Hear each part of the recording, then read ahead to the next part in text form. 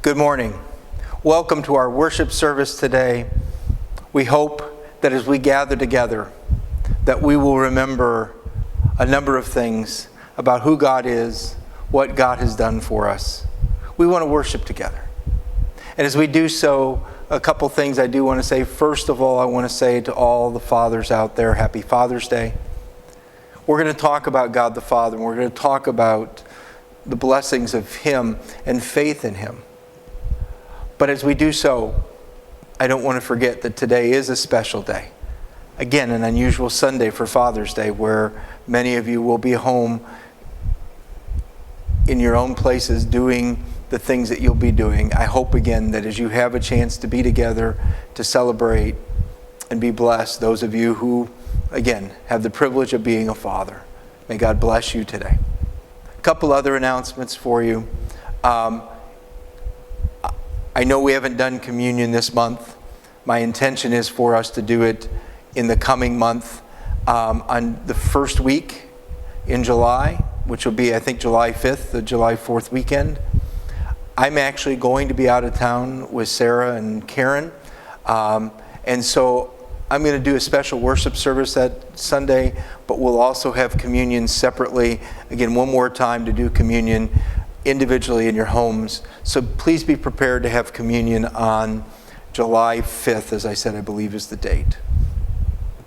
The only other announcement I have is that Sunday, July 5th, will be a Sunday that we will worship separately.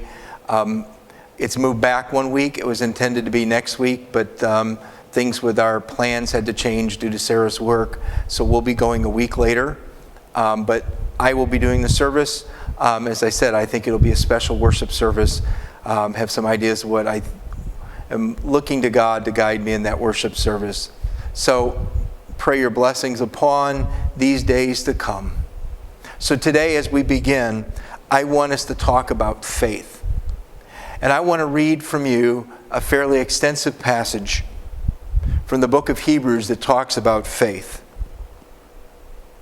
Now, faith is the confidence of what we hope for, in the assurance of what we do not see. This is what the ancients were commended for. By faith, we understand the universe was formed by God's command, so that what is seen was not made out of what was visible. By faith, Abel brought a better offering than Cain did. By faith, he was commended as righteous, when God spoke well of his offerings, and by faith, Abel still speaks, even though he is dead. By faith, Enoch was taken from this life, so he did not experience death. He could not be found because God had taken him away. For before he was taken, he was commended as one who pleased God. And without faith, it is impossible to please God, because anyone who comes to him must believe that he exists, that he rewards those who earnestly seek him.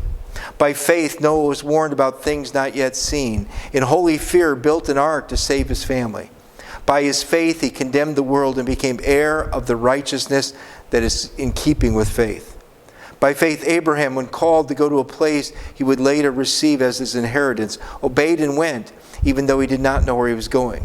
By faith, he made his home in the promised land like a stranger in a foreign country. He lived in tents, as did Isaac and Jacob, who were heirs with him of the same promise. For he was looking forward to the city whose foundations, whose architect and builder is God. And by faith, even Sarah, who was past childbearing age, was enabled to bear children because she considered him faithful who had made the promise.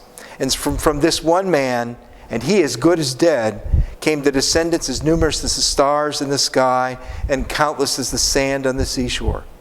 All these people were still living when they died. They did not receive the things promised.